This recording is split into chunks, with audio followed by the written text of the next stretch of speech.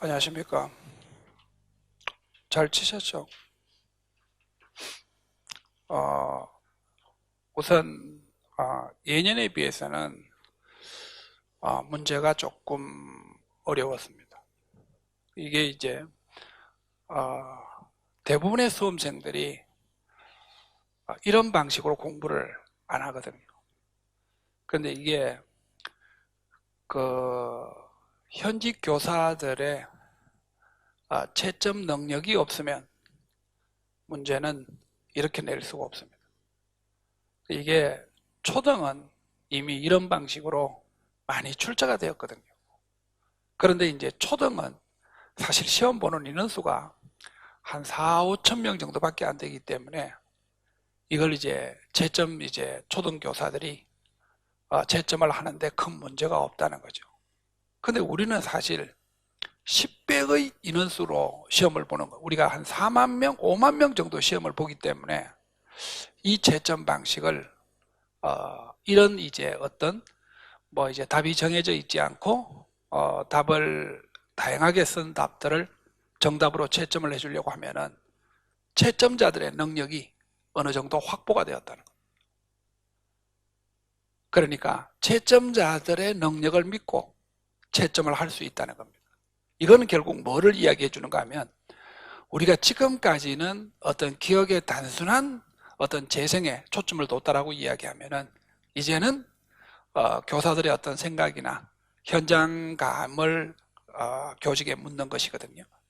그래서 초등은 뭐 여러분들이 기출문제를 한번 보시면 알다시피 초등은 예전부터 이런 방식으로 시험 문제가 많이 출제가 되었고 또 올해 초등 시험 문제를 우리가 풀어봤다시피 올해 초등 시험 문제도 사실 이런 문제가 마지막 문제에 들어있거든요.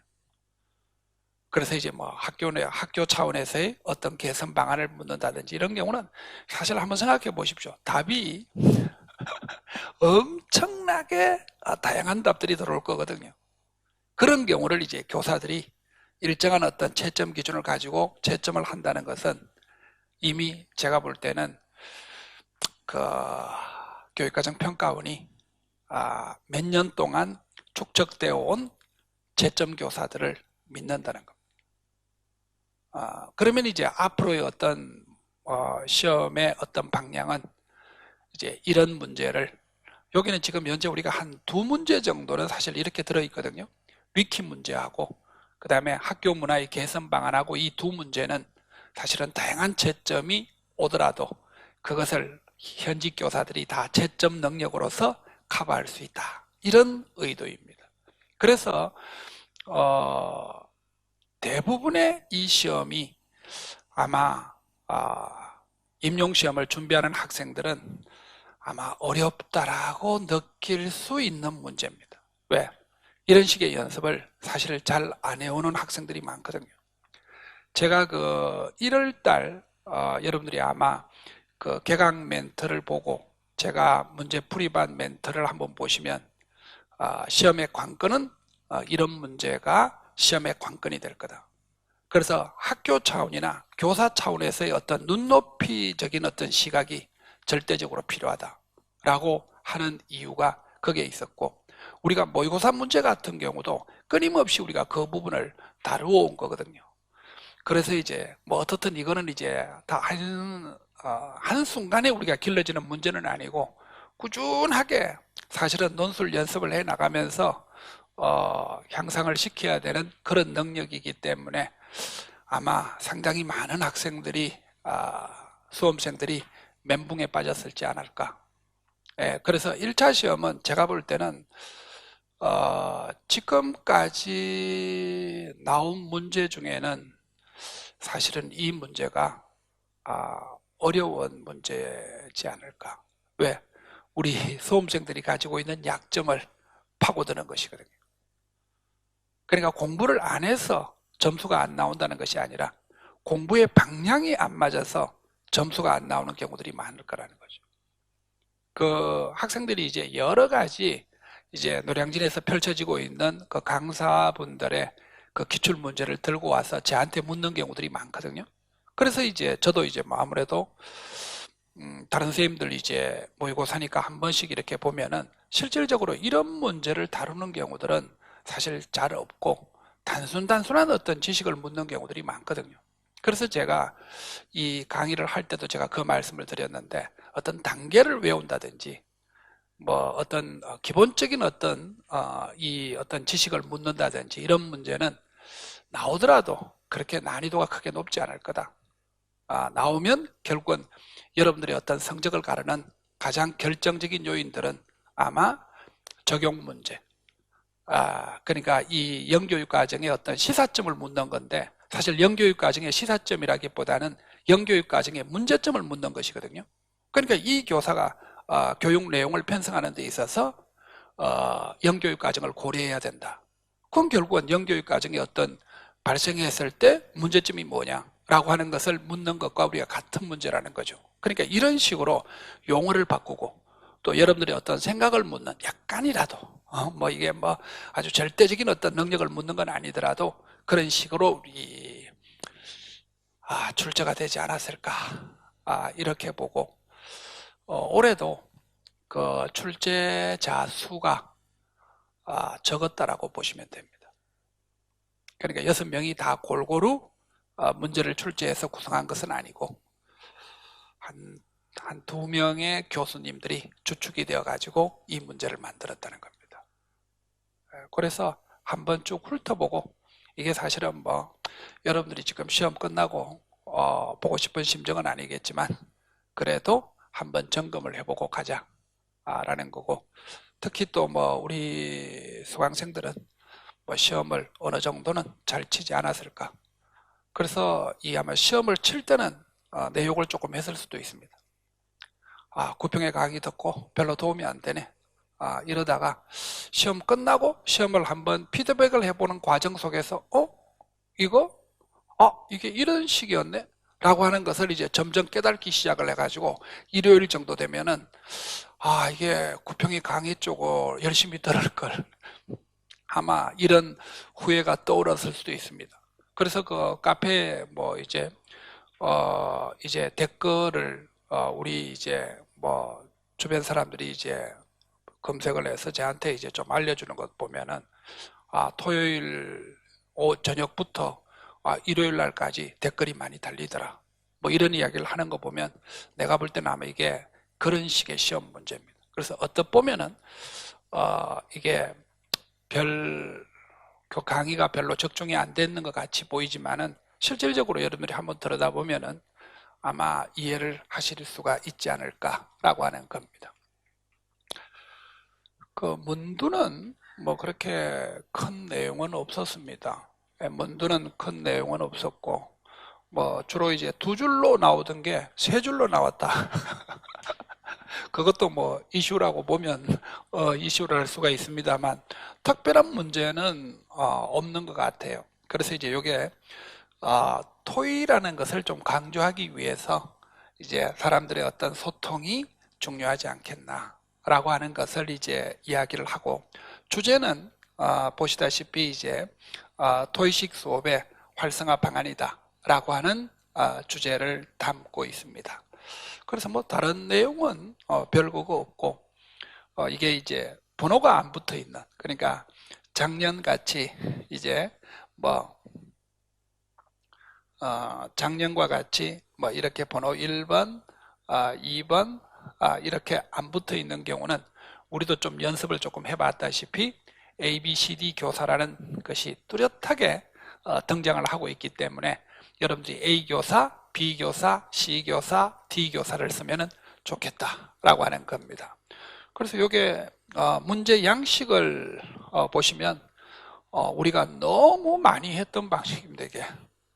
그래서 이 모의고사 시간에 저도 이제 이 방식을 많이 내는 것이 결국은 이제 이걸 영역을 이제 구분하기가 되게 좋아서 그렇게 이제 이루어진 것이다 라고 하는 겁니다. 그래서 사실 그 토의법이 나올 거라고 우리가 예상을 해가지고 토의법에 대한 내용을 좀 많이 다루었습니다. 뭐 장점도 다루고 단점도 다루고 세미나도 하고 뭐 마지막 순간에 가서 토의법의 유형이나 기타적인 등등을 많이 했는데 그냥 토의법이 매개로만 사용되고 있고 토의법에 대한 내용은 묻고 있지는 않습니다. 그리고 이제 우선 그 1번 문제를 좀 보시면은 A 교사가 언급한 비코츠키의 지식론의 명칭과 이 지식론에서 보는 지식의 성격 한 가지와 교사와 학생의 우리가 역할을 각각 한 가지씩 적어라 라고 하는 건데 제가 이제 그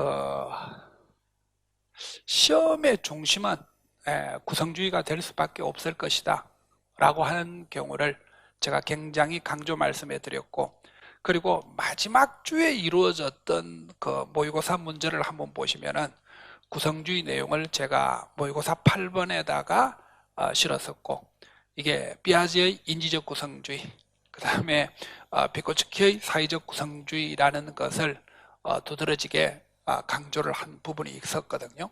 그래서 여러분들이 이제 그런 관점에서 한번 생각을 해보시면, 그런 관점에서 한번 생각을 해보시면 요게 첫 번째 줄은 뭐 특별한 것은 아니고요.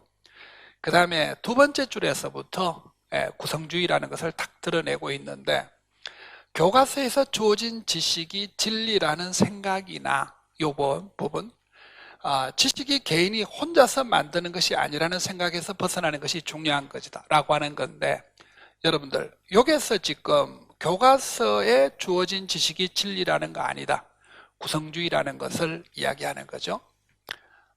구성주의라는 것을 이야기하는 겁니다. 이 부분에서. 그러니까 이 부분에서 이미 이게 아니라는 것은 결국 구성주의라는 것이거든요. 그리고 지식은 개인이 혼자서 만드는 것이라는 생각에서 벗어난다. 이게 사실은 뭐냐면 피아제의 인지적 구성주의를 사실은 제거하겠다는 의미를 가지고 있는 겁니다. 그래서 이 인지적 구성주의를 제거시키겠다라는 의미를 가지고 있는 겁니다. 이게. 그래서 이제 여기다가 피아제를 물은 거예요. 비코츠키를 물은 겁니다. 그래서 이 지식론의 관점에서 보면은 교사와 학생의 역할도 기존의 강의식 수업에서의 역할과 달라질 필요가 있다라고 하는 것이거든요. 그러면 이제 우선 답으로 생각해 볼 수 있는 것은 사실은 사회적 구성주의라는 것이 사실 요게 사회적 구성주의라는 것이 요게 이제 비코츠키 우리가 지식론의 명칭이라는 이 부분은 사회적 구성주의, 그리고 사실은 구성주의라고 답을 해도 이거는 큰 문제는 없습니다. 왜냐하면 우리가 그 인식론에서 보면은 인식론에 이게 이제 지식론이라는 것이 인식론이에요. 그래서 이제 이걸 저도 이제 아마 시험 문제를 출제하는 사람이 인식론이라고 내면은 너무 좀 이론적인 것 같으니까 지식론이라는 말로 물은 것이거든요. 그래서 이 인식론의 우리가 입장에서 보면은 사실은 사회적 구성주의나 인적 구성주의라는 것은 구성주의의 어떤 분파를 이야기하는 것이지, 이게 인식론에서는 이걸 전부 다 지식의 구성주의라고 이야기를 하는 것이거든요. 그래서 이 부분은 구성주의, 그 다음에 사회적 구성주의, 요거는 둘 다 답이 될 수 있습니다. 그래서 제가 볼 때는 이 부분을 그렇게 편협하게 채점을 하지 않았을 거라고 보거든요. 왜냐하면 이거는 상당히 어떤 철학적인 논의이기 때문에 왜 이게 답이 안 됩니까? 라고 물으면 그 사람들은 할 말이 없거든요. 그래서 이제 이 부분이 제가 볼 때는 사회적 구성주의를 물론 우선 답으로 해주고 그 다음에 구성주의도 답으로 해줬을 것이다 라고 하는 겁니다. 그러면 지금 이제 요게 조금 이제 학생들이 어려워한 부분들도 있는데, 지식의 어떤 성격 한 가지를 물었는 것이거든요. 지식의 성격 한 가지를 물었는데 요거는 구성주의 지식의 특징을 물은 겁니다. 그래서 우리가 여기서 떠오를 구성주의의 가장 우리가 핵심적 배경은 뭡니까? 지식의 상대성, 지식의 사회성을 이야기하는 것이거든요. 그래서 제가 볼 때는 지식의 사회성이라고 쓰셨으면은 거의 100% 답으로 채점이 될 거고, 지식의 사회성이라는 답을 썼으면 100% 아마 정답이 되었을 거라고 보고, 이제 지식의 상대성, 지식의 가변성, 뭐 이런 정도까지는 충분하게 우리가 답으로 채점이 되었을 거라고 봅니다. 그리고 그런 성격을 이미 문제에서 살짝 언급을 하고 있다고 보시면 되거든요. 그러니까 교과서에서 주어진 지식이 아니다 라고 하는 의미에서 우리가 생각을 해보면 지식의 어떤 진리성이라든지 지식의 어떤 객관성이라든지 지식의 보편성을 우리가 거부하는 것이다 라고 볼 수가 있는 것이기 때문입니다. 그러면 이제 이 문제에서 우리가 첫 번째의 사회적 구성주의, 그 다음에 두 번째에서 지식의 어떤 상대성이나 사회성, 그러니까 그런 것들은 설명을 조금 해줘야 됩니다. 그래서 지식은 절대적인 것은 아니고 지식은 어떤 사회적 산물이기 때문에 사회가 변하면 지식도 변할 가능성이 많은 상대성의 특징을 가지고 있다. 이렇게 써주는 것이 우리가 좋을 것 같고, 그 다음에 이제 이럴 때 가지는 이제 교사의 역할과 학생의 역할이라고 하는 건데, 여러분들 아마 시험이 끝나고 아마 또는 시험을 치는 중간에 생각을 했을 수가 있는 건데, 제가 구성주의 문제의 가장 기본은 구성주의적 교사학습 원칙이다. 이게 제가 마지막 주에도 강조를 하고 다 했거든요. 그래서 우리가 구성주의의 우리가 교사학습 원칙이 구성주의의 우리가 교사학습 원칙이 뭐였냐면 첫 번째가 자기주도적 학습입니다. 자기주도적 학습이고, 이 자기주도적 학습에서 좀 비슷한 말로 우리가 사용을 해줄 수 있는 것이 뭐였습니까? 여기서 우리가 이제 비슷하게 우리가 사용해 줄 수 있는 것이 이제 지식의 구성자, 뭐 이런 것도 좋습니다. 뭐 그 결국은 이제 같은 말이니까요. 그 다음에 학습자 중심의 교육이다 라고 하는 말도 좋습니다. 그 다음에 학습에 대한 주인의식이다 라고 하는 말도 학습에 대한 주인의식을 가지고 있다 라고 하는 경우들도 좋거든요. 그러니까 이게 사실은 배경이 되고 있는 것이 결국은 구성주의 지식 때문에 그런 겁니다. 그러니까 학생들이 스스로 우리가 지식을 구성해 나가는 과정에 있어서 주체가 되어가지고 학습을 버무리고 자신의 지식만을 우리가 만들 수 있는 능력을 이야기해 주는 것이란 말이야. 그러면 두 번째는 자아성찰적 실천이라는 것이 있지 않습니까? 자아성찰적 실천이라는 것이 있고, 세 번째는 비구조화된 문제를 풀어나가는 문제중심의 학습이다 라고 하는 것이거든요. 그 다음에 협동학습자입니다. 협동학습을 해나가는 협동학습자. 그 다음에 다섯 번째가 조력자로서의 교사이거든요. 그래서 제가 이 구성주의 문제는 항상 지식의 구성이라는 것에서부터 문제를 풀어나가고, 그 배경은 분명히 이 구성주의적 교수학습의 원칙을 배경으로 할 수밖에 없다라고 말씀을 이제 드렸는데, 우리가 여기서 교사의 역할은 이야기할 것 없이 교사의 역할은 우리가 이야기할 것 없이 조력자로서의 교사다라고 하는 거, 또는 우리가 안내자, 뭐 이런 거, 또는 우리가 내가 볼 때는 동료 학습자까지도 아마 맞다고 했지 않았을까, 이렇게 우리가 싶어서 우선 교사의 역할은 이 부분이 체킹이 되는 거죠. 그럼 우리가 학습자의 역할은 무엇이냐라고 하는 건데, 이건 아무래도 우리가 구성주의 지식을 묻고 있는 것에서 우리가 시작을 했기 때문에 자기주도적 학습자 또는 우리가 지식의 구성자, 아마 이게 답으로 들어가야 되지 않을까 이렇게 싶습니다. 그래서 이런 자아성찰적 실천자 같은 것도 좀 잘 마무리만 했으면, 예를 들어 가지고 자신의 지식을 구성해 나가는 과정에 있어서 끊임없는 성찰과 반성이 필요한 학습자의 역할을 가지는 것이다, 이렇게 하면은 제가 볼 때는 아마 맞다고 채점이 되지 않았을까 싶습니다.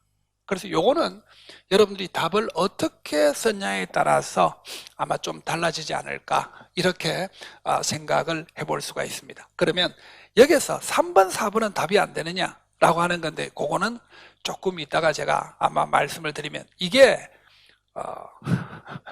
3번 문제의 정답입니다. 이 3번, 4번이. 그러니까 실질적으로 지금 이 문제는 1번하고 3번은 이 구성주의적 교사학습의 원칙을 기본적인 배경으로 해서 문제가 나온 것이라고 볼 수가 있는 겁니다. 자, 1번 문제는 제가 아마 내일쯤 이 내 카페나 뭐 이 지스쿨 페이지에 내가 그 적중한 부분을 아마 이렇게 영상하고 같이 아마 조금 올리려고 하는데, 제가 이 구성주의가 마지막 주, 우리가 11주 마지막 주에 1번 문제로 모의고사 8번의 1번 문제로 이 문제를 내면서 제가 이제 지식의 구성, 그 다음에 교수학습의 원칙, 그 다음에 그것도 해설 부분에다가 한번 보시면 여러분들, 해설 부분을 한번 보시면은 제가 이 구성주의의 어떤 역할, 이런 것들도 제가 적어 놓고, 그날 또 이 해석하면서 저도 이제 구성주의 교수학습의 원칙이 너무 지겨운데 어떻든 확인하고 가자라고 이제 말씀을 드렸는데, 그런 정도로 우리가 생각을 하시면 뭐 아마, 그래서 제가 이제 시험을 치려고 할 때 좀 쉽게 쳐라 라고 말씀을 드렸는데, 이걸 계속 이제 어렵게 생각을 하고 이랬으면은 아마 조금 그거 했을 겁니다. 그래서 제가 그때 해설 부분에다 뭐를 달아놨냐면 인지적 구성주의의 삐아제, 사회적 구성주의의 비코츠키, 요렇게까지 이제 해설을 달아놨었거든요. 그래서 조금 이제 마지막 부분에 여러분들이 조금 편하게 보셨으면은 이게 별 내용이 아닌데 시험을 딱 읽었을 때는 조금 당황할 수도 있었던 거예요. 근데 우리가 삐아제와 비코츠키는 이미 나올 걸 예상을 많이 했었기 때문에 큰 문제는 아마 없지 않았을까 이렇게 봅니다. 그러면 이 두 번째 문제에 대해서 한번 좀 생각을 해보겠는데,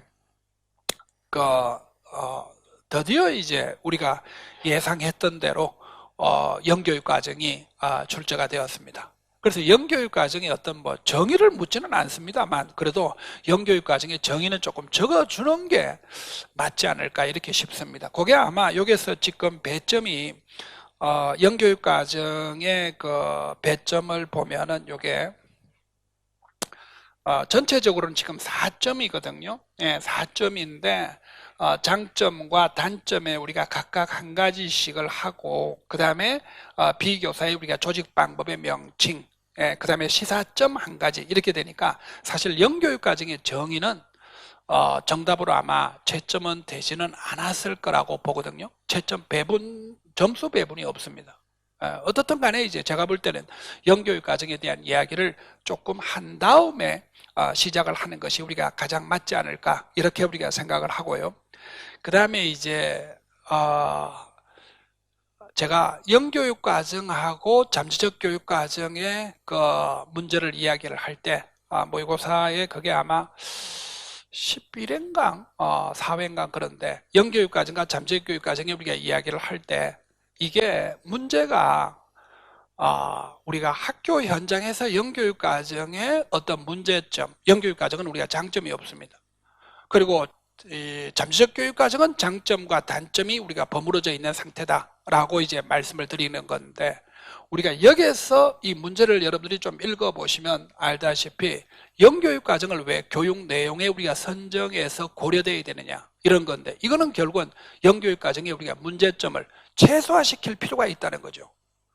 그래서 이제 이 영교육 과정의 문제점이 뭐냐라고 하는 건데, 그거는 이 불균형한 지식, 교사가 우리가 좋아하는 지식만 전달을 하고 싫어하는 지식은 교사들에게 전달하지 않는다 라고 하는 것들의 어떤 문제점과 이런 것들이 결국은 우리가 지식의 어떤 불균형을 뿐만 아니라 그게 전인교육으로 우리가 영향을 미치지 않겠나 라고 하는 건데, 이거를 결국 내가 볼 때는 아마 전인교육이나 지식의 불균형 둘 다 써도 상관이 없고, 내가 볼 때는 아마 두 개를 좀 버무리 놔도 좋을 것 같고, 어느 하나만 써도 이 문제는 그렇게 크게 문제점을 삼지 않고 아마 채점을 했을 거라고 보는 입장입니다. 그래서 이제 그게 시사점 한 가지입니다. 그래서 시사점이라고 나와서 조금 당황했을 수도 있겠습니다만, 제가 문제에서 이런 경우는 충분히 바꿔낼 수 있기 때문에 그런 것들을 많이 고려하라고 말씀을 드립니다. 그 다음에 B교사가 말한 교육 내용이 우리가 조직 방법과 명칭이다 라고 하는 건데, 이게 그 문제가 이게 보시면 알다시피 이제 중액교육 과정입니다. 네, 중액교육 과정이거든요. 이 문제가. 그러니까 교육 내용의 조직과 관련해서 우리가 생활에 필요한 문제를 토의의 중심부로 놓고 여러 교과를 주변적으로 결합 방식을 활용할 수 있을 것이다 라고 하기 때문에 이게 중액교육 과정이거든요. 중액교육 과정인데, 그러면 이제 이 부분을, 그러면 이제 통합이라는 말은 이제 뭐 융합이라는 말과도 같이 쓸 수가 있는 건데, 그러면 이걸 이제 우리가 시험 범위, 이제 시험을 우리가 채점했을 때는 이게 어떻게 될 것이냐라고 하는 건데, 이거는요, 중액, 융합, 통합 다 우리가 정답으로 채점이 됩니다. 이게 왜 그러냐면, 이게 학문적인 조금 베이스가 있어요. 학문적인 베이스가 있는데 뭐냐면, 학자들끼리 어떤 논쟁이 벌어지고 있냐면, 어떤 학자들은 중액과 통합을 구분하는 학자들도 있고, 이론적으로 어떤 학자들은 우리나라 학자들 내부에서도요, 이거는 외국 학자들도 마찬가지입니다. 왜냐하면 저게 어떤 절대적인 기준을 가지고 있는 용어가 아니거든요. 그러니까 중액이라든지 통합이라든지 융합과 같은 용어들은, 이런 경우는 어떤 절대적인 기준을 가지고 있는 것이 아니기 때문에 학자들의 책을 살펴보면은 이게 다 지각각 이야기를 하는 거예요. 그래서 이런 부분이 있기 때문에 제가 볼 때는 우리가 형식적으로는 우리가 중액교육 과정이지만, 그래서 제가 볼 때는 이 사람이 이제 문제를 낼 때 여기 한번 보시면은 조직 방법의 명칭이라고 물었는 거예요. 조직 방법의 명칭이라고 물은 거예요. 그러니까 우리가 쉽게 생각을 하면은 조직 방법의 명칭이라는 것은 타일러가 말하는 계속성과 계열성과 통합성이라는 것을 교육 내용에 우리가 선정 조직 방법의 원리거든요. 그래서 제가 이 사람이 이 문제를 출제한 교수가 이거를 이미 좀 염두에 약간 둔 것 같다는 느낌이 듭니다. 그래서 이제 우리가 중액 교육 과정, 중액성 방법, 사실 이렇게 잘 안 쓰거든. 중액 교육 과정의 조직 방법 이렇게는 쓰는데, 이게 중액성, 통합성, 융합성이라는 말은 참 많이 쓰는데 중액성이라는 말은 잘 안 쓰거든요. 그래서 제가 볼 때는 이게 채점 이제 문제를 출제하는 사람이 이거를 미리 좀 고려하지 않았을까라고 싶거든요. 그러니까 여러분들이 교육과정 학자들의 책을 보면은 어떤 학자들은 중액형과 통합형이 약간의 이론적 성격이 다르다라고 보는 학자들도 있는 반면에, 이것은 같은 말이다. 그러니까 융합, 통합이라는 말이 얼마나 포괄적입니까? 진짜 굉장히 포괄적이거든. 그러니까 우리가 쉽게 이야기하면 다학문적인 것도 통합이고, 간학문적인 것도 통합적이고, 사실은 탈학문적인 것도 통합이라고 보는 것이기 때문에, 이게 사실 통합이라는 말이 광범위하기 때문에 굳이 지금 이 시점에 와가지고 중액은 답이 되고 통합은 답이 되지 않는다라고 채점을 할 이유가 없다는 거죠. 그리고 사실 이게 구성주의 문제를 물으면서 이거를 중액은 맞고 통합은 틀렸단다. 이건 내가 볼 때는 우리가 창의 융합적 인재의 양성 이런 관점에서도 바라보면은 이거는 적절한 이야기가 아니거든요. 그리고 이 교육 과정을 만들어낸 학자들이 다 이제 2015년 개정 교육 과정을 만드는 데 참여한 사람들이기 때문에 이 교육 과정이 가지는 거대한 흐름의 어떤 융합성을 중액은 맞고 융합은 틀렸다라고 하지 않을까. 그런 거 가지고 내가 볼 때는 걱정할 필요는 없을 것 같아요. 그러니까 사실은 어떤 면에서 시대적인 명칭으로서는 융합과 통합이라는 말이 더 적절한 표현일 수가 있고, 그래서 나는 이 부분을 딱 보면서부터 이 친구가 이걸 조금 고려했구나. 만약에 융합과 통합을 만약에 다른 걸로 보고 채점을 달리한다 그러면요, 그 사람은 교육과정 학회에 쫓겨납니다. 왜? 자기 이론만 맞고 다른 사람 이론은 틀렸다고 보는 것이거든. 그러니까 이런 거는 엄청난 문제이기 때문에, 여러분들이 생각하는 것과는 다르게 엄청난 문제이기 때문에 이런 경우는 그렇게 채점을 안 할 거니까 걱정할 필요는 없다라는 겁니다. 그래서 이 질문을 굉장히 좀들 많이 했고요. 그 다음에 요것에 우리가 장단점, 그러니까 이제 소위 말씀드려서 이제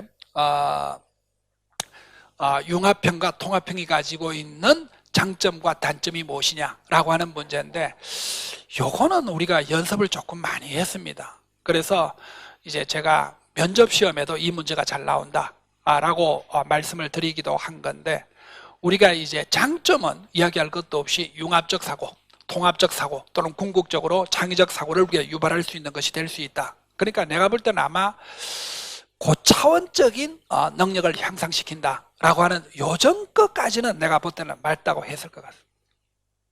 그러니까 융합형이라는 것이 그런 의미를 가지고 있기 때문에, 그래서 그것까지는 제가 볼 때는 충분히 아마 맞다고 했지 않았을까, 이렇게 우리가 보고 있고요. 그 다음에 단점은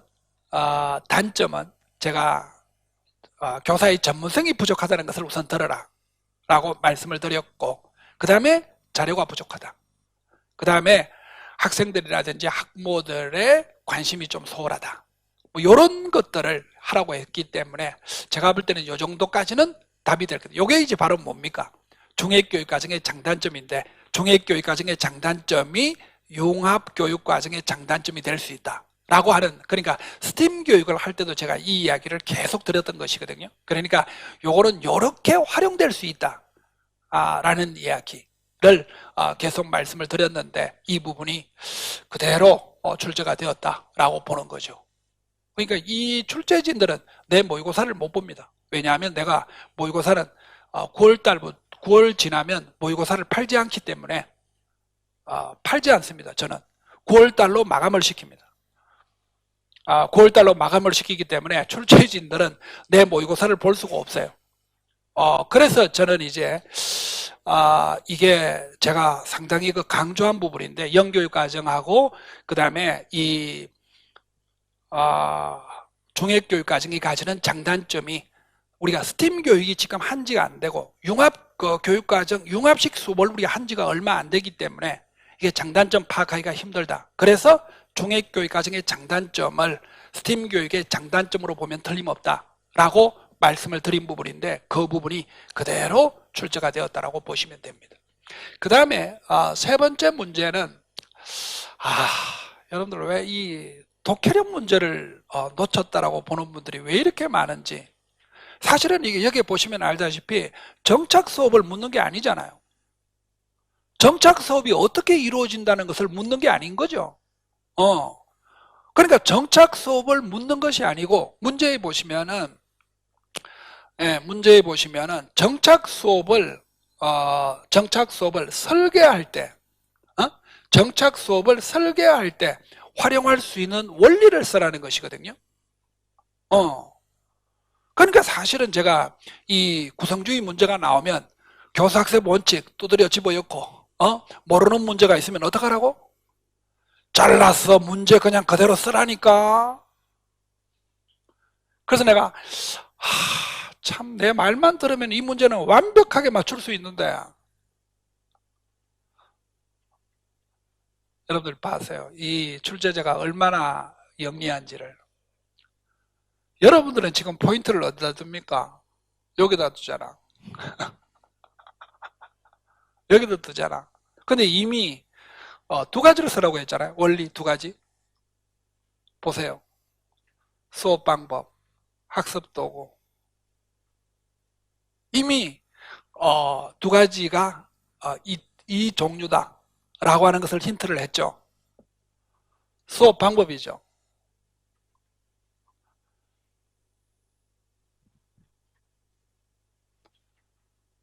다양한 관점의 문제를 설계한다는 겁니다. 그래서 여기다가 여러분들 아까 딱 구성주의 교사학습의 원칙에 뭘 집어넣으면 좋아요? 구성주의 교사학습의 원칙에, 구성주의 교사학습의 원칙에, 이걸 열면 어때? 다양한 관점을 하려고 하면 어떻게 해야 됩니까? 비구조화된 문제를 실어야 됩니다. 구조화된 문제를 실으면 다양한 관점이 성립될 수가 없죠. 그래서 제가 볼 때는 다양한 관점의 문제, 다양한 관점의 비구조화된 문제, 내가 볼 때는 이렇게 써야지 좀 완벽한데, 아마 비구조화된 문제를 쓴 사람은 많지 않을 거고, 다양한 관점이라는 것을 잘라 였으면 제가 볼 때는 거기까지는 아마 맞다고 했지 않았을까 싶습니다. 그냥 이걸 그냥 잘라서 여면 되는데, 그리고 두 번째 한번 보세요. 학습도구. 학습도구인데, 여기 뭐라고 되어 있습니까? 상호 협력한다는 겁니다. 그래서 협동학습, 협력학습, 협력, 상호협력 이 말만 들어가 있으면 이거는 정답으로 채점이 될 수밖에 없다는 거죠. 키워드가. 모르는 문제 잘라 열하니까 이렇게 했죠. 했을 거라고 믿습니다. 그렇게 세뇌시키듯이 세뇌시켰는데, 그래서 제가 볼 때는 이게 제가 항상 그 말씀을 드렸는 것이 뭐냐면, 사실 정착학습이라는 것을 문제로 내기는 어려워요. 그래서 제가 아마 마지막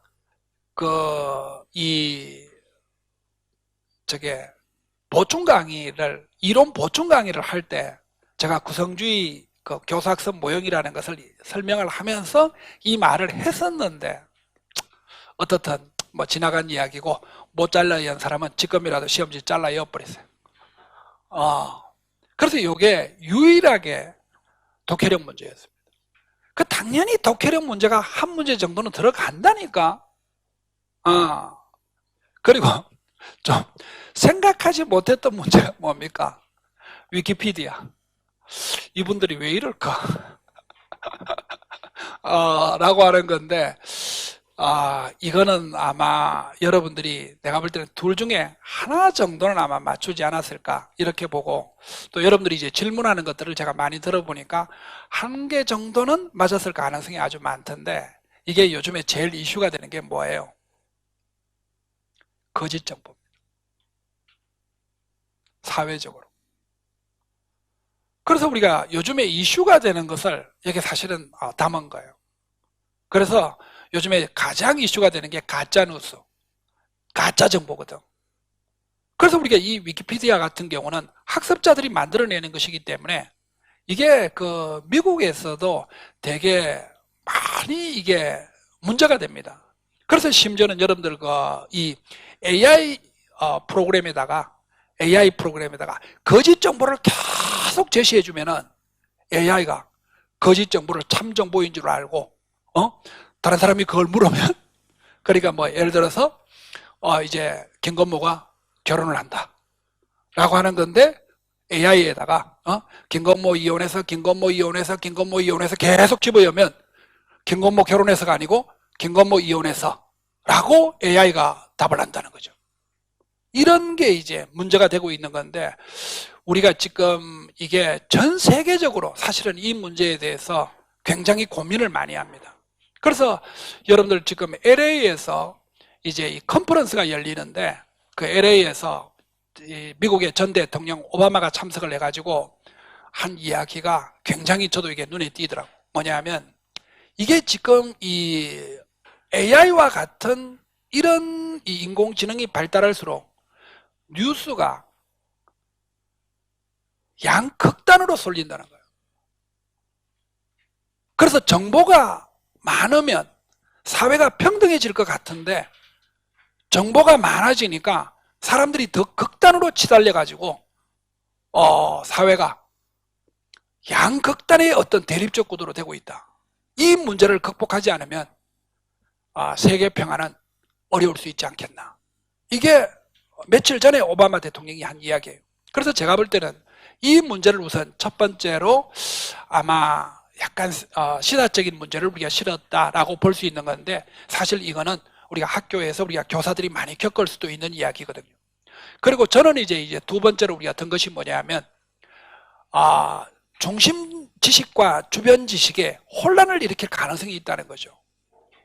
그러니까 중요하지 않는 정보가 중요한 것 정보처럼 인식될 가능성이 많다는 거죠. 우리가 아까 제가 말씀드렸다시피 김건모를 제가 계속 들어가지고 이 김건모의 귀가 조금 시끄러울 수도 있을 것 같은데, 우리가 사실 이거는 하나의 어떤 가십이고 또 어떤 우리가 연예계 뉴스로서 좀 그런 뭐 내가 좋아하는 가수가 이렇게 뭐 결혼을 하는 모양이구나 라고 하는 건데, 그게 수많은 사람이 검색을 하다 보니까 검색 순위에 1위를 떠오름으로써 이 사회에서 어떤 다른 뉴스보다도 김건모가 결혼한다는 것이 더 중요한 뉴스로 등장을 할 가능성이 있다는 거죠. 그러니까 이런 문제점을 지적하고 싶은데, 이건 내가 볼 때는 다양한 답이 아마 채점이 될 겁니다. 그래서 제가 볼 때는 이거는 채점자들의 능력이 없으면 이 문제는 채점을 할 수가 없습니다.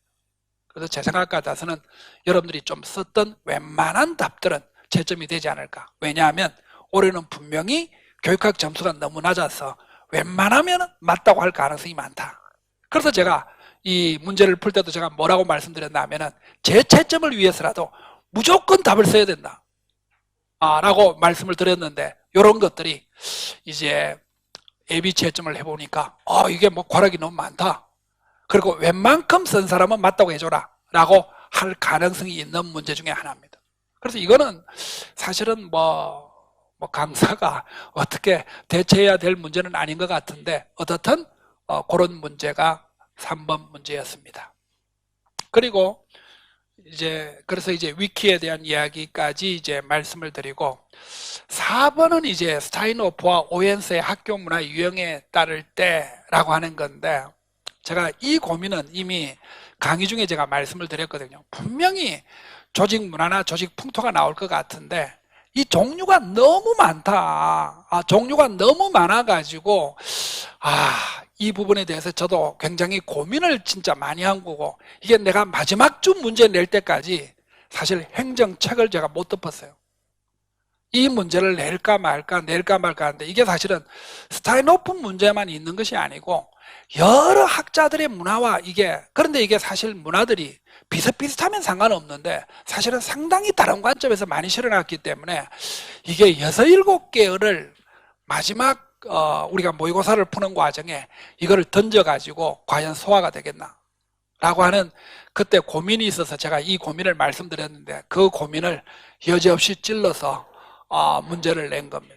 그래서 이건 사실은 이제 그 스타인호프의 기계문화라는 건데, 뭐 이 일점은 뭐 어떻든 못 맞췄는데 전화를 한 통 받았습니다. 선생님, 그 기계문화 맞죠? 어? 그래서 기계문화 어떻게 알았어? 라고 하는데, 이 친구가 다시 공부하는 친구인데 객관식 시절 때 공부했던 친구예요. 그 객관식 내가 했을 때 사용했던 책에는 이 내용이 있습니다. 그게 그 책 두께가 어느 정도 되느냐, 이게 객관식에서 제가 사용했던 상하권이에요. 여기는 있습니다. 요거는 교육학 거의 백과사전입니다. 여기에는 어떤 문제가 벗어날 수 없습니다. 예전에는 이걸 2개월 했어요. 그래서 이 듣는 학생들이 욕을 엄청나게 했습니다. 그런데 문제는 이 속에서 다 나옵니다. 그래서 내가 객관식 마지막 때 그 40문제 중에 39문제를 맞췄거든요. 이게 이제 이 책입니다. 그래서 내가 이 고민을 한 게 뭐냐면, 내년 강의를 어떻게 하나? 이 책을 쓸까? 머리가 터지든지 말든지. 여기는 있습니다. 그래서 제가 너무하네, 왜 이렇게 낼까? 라고 하는 건데, 요거는 기계 문화가 정답인데, 이 스타인호프의 이론에는 가족문화, 기계문화, 공연문화, 요렇게 이제 이 4가지를 이제 들은 건데, 이게 기계 문화가 정답인데 사실은 제가 볼 때는 이게 문제 속에서 조금 힌트를 조금 주지 좀 아쉬웠던 거는 요런데 그냥 수단이라고 하지 말고 필요한 기계로 간주한다 요렇게 힌트라도 좀 주지 섭섭하게 이거를 결국은 이건 뭡니까? 만점을 안 주겠다는 거거든. 아까 그 기계 문화를 맞췄던 학생은 만점 그 친구는 나도 이제 좀 되게 보는데 항상 그 이제 몇 년 준비했을 때도 항상 1차는 되었던 친구예요. 1차는 제거는 그러니까 한 5년 전에 행 그걸 기억하고 두드려 맞췄다는 거거든. 그러니까 대단한 기억력이잖아. 요렇게 좀 외적인 학생은 조금 있기는 있어. 근데 내가 볼 때는 1점은 날리자 라고 하는 건데, 그럼 이제 과연 이게 문제가 뭐냐면 학교 문화를 개선하는 방안을 2개 쓰라 라고 하는 건데, 그래서 제가 이제 이게 여러분들이 이제 앞으로의 어떤 이제는 뭐 합격되어서 학교를 가니까 뭐 굳이 뭐 문제를 뭐 분석해 가지고 마음의 거울로 삼을 필요가 있겠나 라고 하는 거지만, 제가 초반에도 말씀을 좀 드린 대로 채점 교사가 확보가 되었다. 그러니까 논술형 채점을 할 수 있는 이미 교사들의 군단이 만들어졌다는 겁니다.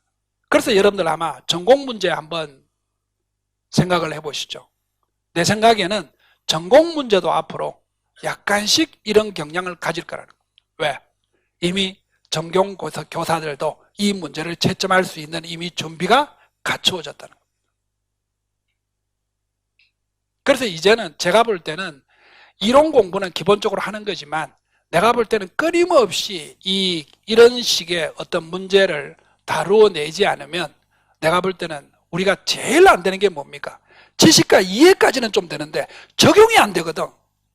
우리도 지금 그 단계를 못 넘어서거든. 왜? 우리가 거꾸로 학습을 한 적이 없어. 학교 다닐 때 여러분들이 거꾸로 학습을 했으면 이미 적용력이 좀 키워졌을 텐데, 우리는 학교 공부에서 매일 지식과 이해만 했거든. 그러니까 이 부분이 여러분들이 약할 수밖에 없는 거예요. 이게 수험생들의 어떤 공통적인 현상인데, 그래서 이거를 여러분들이 어떻게 하느냐, 내가 볼 때 이거는 현직 교사들이 생각을 해가지고 좀 괜찮다라고 생각되는 것은 채점을 했을 겁니다. 이것도 마찬가지로 무조건 써서 써야 되는 거예요. 그리고 여기 문제를 보면은 초등하고 참 비슷했던 게 뭐냐면 학교 차원이라는 걸 들었습니다. 그래서 제가 이게 현직 교사가 채점을 하기 때문에 교육청 차원은 모르지만 학교 차원에 대해서는 현직 교사가 적어도 이 채점을 참가하려고 그러면 내가 볼 때는 5년의 학교 경력이 있어야 되거든요. 그리고 이 채점을 할 때는 내가 볼 때는 이걸 조금 내가 확인해 볼 텐데, 이게 채점 교사들이 어떻게 들어가는가 하면은 서울시 교육청은 지원을 받습니다. 그런데 경기도라든지 저게 뭡니까? 지방으로 가면은 교육청이 찍습니다. 왜냐하면 지원을 받으면 온 난리가 벌어지니까. 그러니까 이제 내가 볼 때는 이 공문에, 이번 서울시 공문을 내가 아직 확인을 못 해봤는데 확인을 해보면 과거에 채점한 교사들을 먼저 우선적으로 보내주십시오 라고 하는 문장이 있었던, 안 그러면 작년 채점 교사들한테 내년에도 또 오십시오, 수당을 듬뿍 드리겠습니다, 그리고 이런 식의 아마 일이 있었지 않을까. 그래서 내 생각에는 전공도 만약에 올해 이렇게 출제가 안 되었으면 나는 내년에 이런 식의 전공 문제가 출제가 될 거라고 봅니다. 그러니까 내가 이게 조금 어렵지 않겠나라고 생각했던 게, 초등은 4,000명밖에 안 보기 때문에 채점이 가능한데, 이게 중등은 4만 명이 보면서 이걸 결국은 채점을 하겠다는 이야기는 채점 교사들이 교육학 전공이 확보가 되었다는 거예요. 그래서 후배들에게 이 경향을 조금 알려줘야 됩니다. 결국은 지금 그래서 우리가 이거를, 여러분들이 이런 건 어때요? 우리가 호의에 우리가 조직 풍토를 많이 했단 말이에요. 그런 경우에 호의를 활용해 가지고 학교를 개방 풍토로 만들면 되니까 2가지 차원이니까 학교장의 개방적 행동, 그 다음에 교사들의 개방적 행동이 있으면 학교의 문화를 개선할 수 있지 않겠나. 가장 우리가 쉽게 접근한 겁니다. 그런데 여러분들이 이렇게 응용을 했을까? 우선 여기 기계문화에서부터 막혔을 거고 이거를 어떻게 해야 될까라고 하는 건데 아마 정신없이 쓴 사람이 더 맞을 수도 있을 거예요. 그리고 이거를 내가 또 답을 한번 써봤는데 그러면 이제 스타인호프의 이론 중에서 이게 4개 중에서 좀 그래도 조금 낫다고 하는 것이 뭐냐면 가족문화와 공연문화거든. 근데 이게 사실은 이렇게 답을 한 번만 써보니까 공연문화가 조금 적절하지 않은 것 같아요. 그래서 이 답을 쓰려고 한 게 아니구나 제가 느꼈습니다. 그러니까 스타인호프의 조직 문화를 알아야 답을 쓸 수 있는 문제가 아니구나 라는 걸 제가 느꼈습니다. 왜?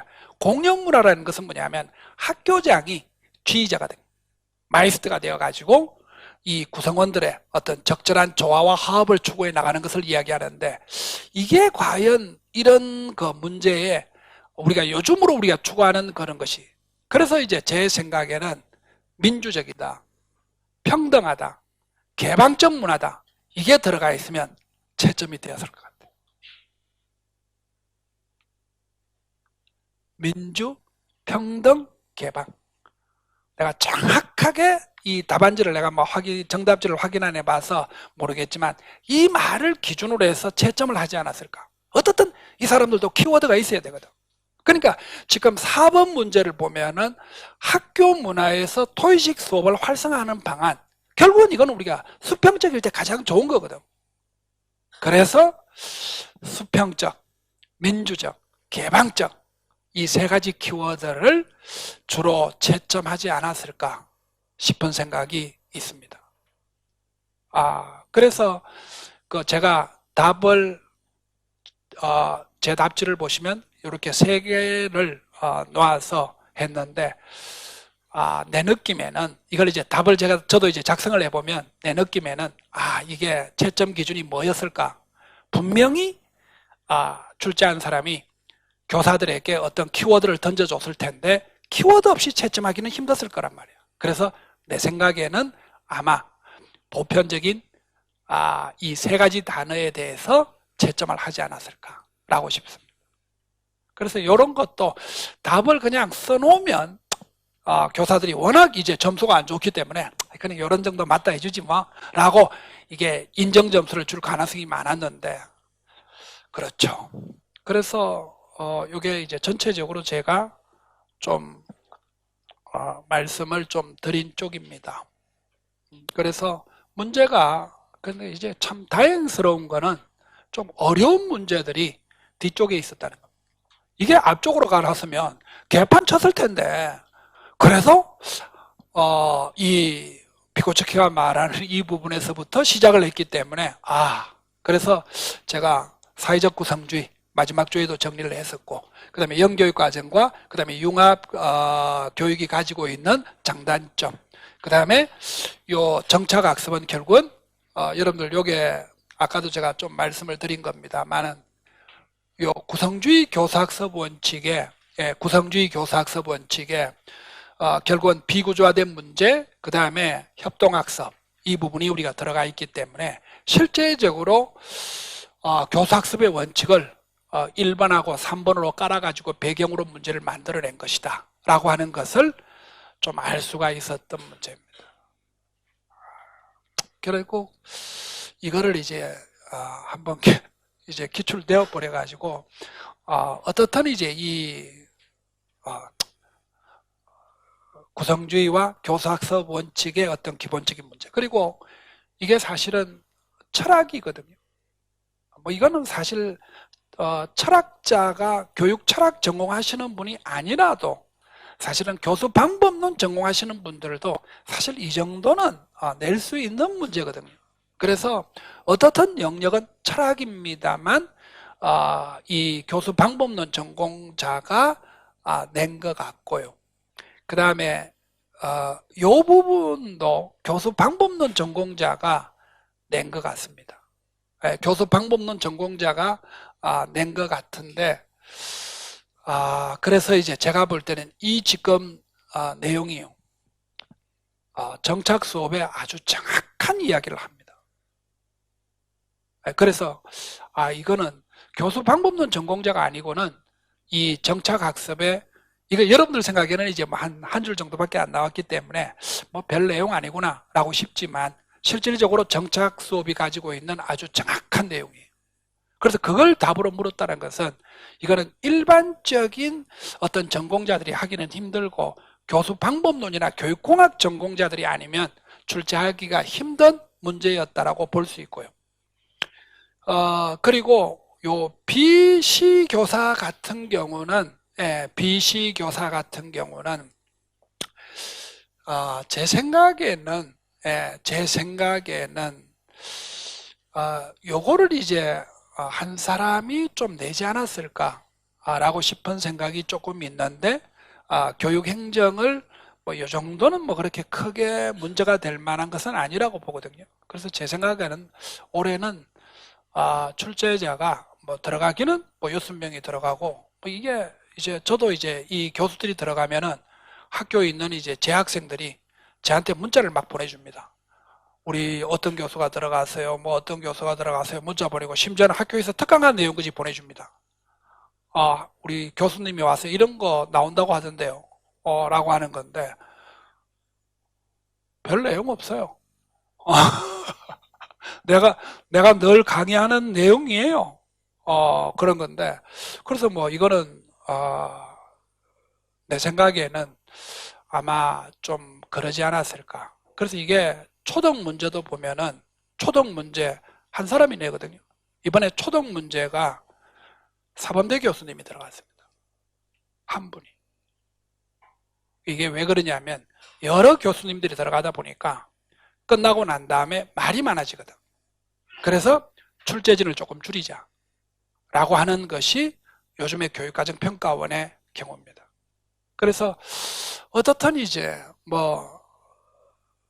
평을 하면은 작년보다도 어려웠다라고 하는 것이고요. 특히 이제 위키 문제하고 그 다음에 이 개선 방안, 학교 문화의 개선 방안은 어려운 문제의 형태라고 보면, 그 이제 노량진의 수험 공부를 하는 학생들이 어렵다는 겁니다. 적용력을 묻는 문제이기 때문에. 그래서 너무 교육하게 신경 쓰지 말고요.